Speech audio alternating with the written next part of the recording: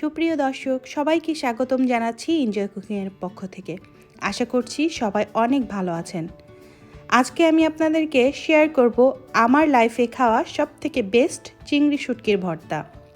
অনেকভাবেই চিংড়ি শুটকির ভর্তা করে খেয়েছি, কিন্তু এরকম সুস্বাদু চিংড়ি শুটকির ভর্তা আমি কিন্তু আগে কখনো খাইনি। সত্যি বলছি, খুবই মজার, খুবই সুস্বাদু, অবশ্যই ট্রাই করবেন। আর সেটা যদি হয় আবার বাবুর্চির হাতে, তাহলে তো কোনো কথাই হবে না, তাই না? আর আমি যা রেসিপি শেয়ার করছি, এই ভাইয়াটা কিন্তু খুবই দারুণ মজার ভর্তা বানায়। ওনার ভর্তাগুলো কিন্তু আমার কাছে সবথেকে বেস্ট মনে হয়। আর উনি খুবই হেল্পফুল, আমাকে ওনার রেসিপিগুলো উনি নির্দ্বিধায় দিয়ে দেয়। এর জন্য আমি ভাইয়াকে অনেক ধন্যবাদ জানাচ্ছি।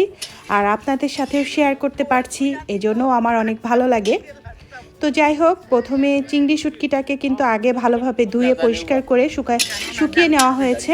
আবার অনেকের প্রশ্ন থাকে, শুটকি মাছ ধুয়ে নিলেন না। আসলে চিংড়ি মাছটা আগেই পরিষ্কার করা থাকে। তারপরে এখন একটা শুকনো লোহার কড়াইয়ে এটা ভেজে নেওয়া হচ্ছে, যাতে করে কোনো বালু বা কিছু গায়ে থাকলে সেটা পড়ে যায় যেন।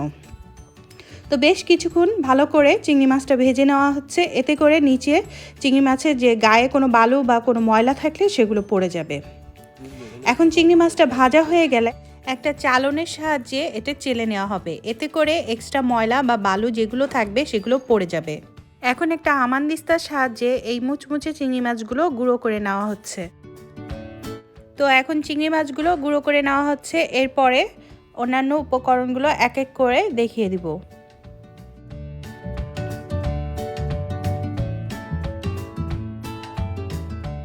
তো চিংড়ি মাছগুলো গুঁড়ো করা হয়ে গেছে।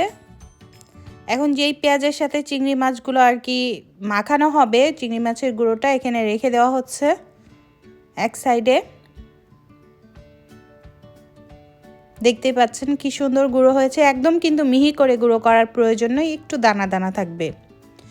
এখন এই মরিচগুলো কিন্তু হালকা একটু পানি দিয়ে এই লোহার কড়াইয়ে কিন্তু একদম পানি শুকনো করে এইভাবে ভেজে নেওয়া হয়েছে, তেল ছাড়া। এই মরিচগুলো এখন হামানদিস্তার সাহায্যে খুব ভালো করে ছেঁচে নেওয়া হবে।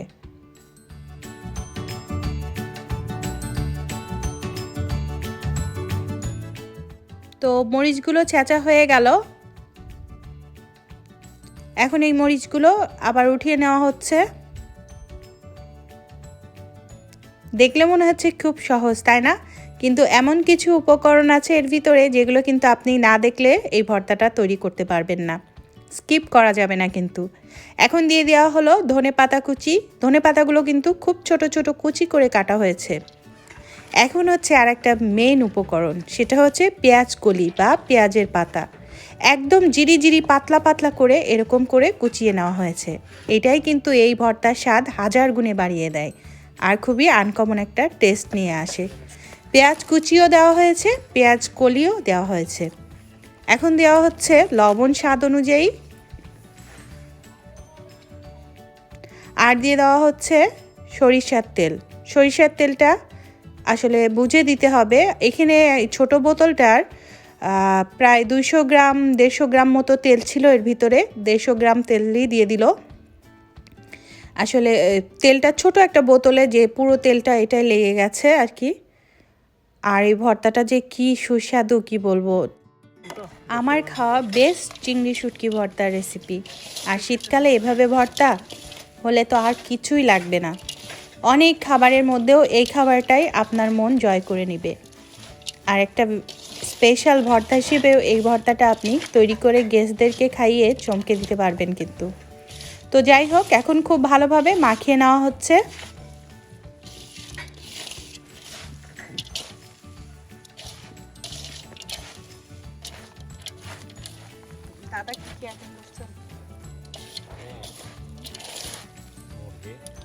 এই মাখানোটাই একটু সময় লাগে, একটু ধৈর্য ধরে সময় নিয়ে খুব সুন্দর করে কিন্তু মাখিয়ে নিতে হয়। শুটকিটা মাখানো ভালো না হলে কিন্তু ভর্তাটা খেতে ভালো লাগবে না। এই জন্য আমি আর কি এই ভর্তা মাখানোটা শর্টকাট করি নাই, মোটামুটি আপনাদেরকে পুরোপুরি দেখানোর চেষ্টা করেছি কতক্ষণ ধরে উনি শুটকিটা মাখিয়েছেন। আর মাখাতে মাখাতে এক পর্যায়ে দেখবেন এভাবে নরম হয়ে এসছে। আর এভাবে কিন্তু মাখালে শুটকিটা কিন্তু দারুণ লাগবে খেতে। আর আপনারা যদি ফাঁকি ঝুঁকি দিয়ে অল্প করে মাখিয়ে রেখে দেন তাহলে কিন্তু ভালো লাগবে না। তো মাখানো কিন্তু শেষ পর্যায়ে আমি একটু টেস্ট করে দেখছি,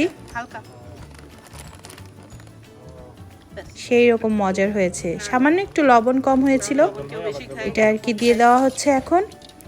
আর আজকে রেসিপি কেমন লাগলো অবশ্যই আমাকে জানাবেন কিন্তু। আর রেসিপি ভালো লাগলে চ্যানেলটা সাবস্ক্রাইব করে রাখবেন আরও নতুন নতুন সুন্দর সুন্দর রেসিপি পাওয়ার জন্য। আমার নেক্সট রেসিপিগুলো কিন্তু আরও মজার মজার বাবুর্চির হাতেরই রেসিপি, খুবই সুস্বাদু সুস্বাদু কিছু রেসিপি থাকছে।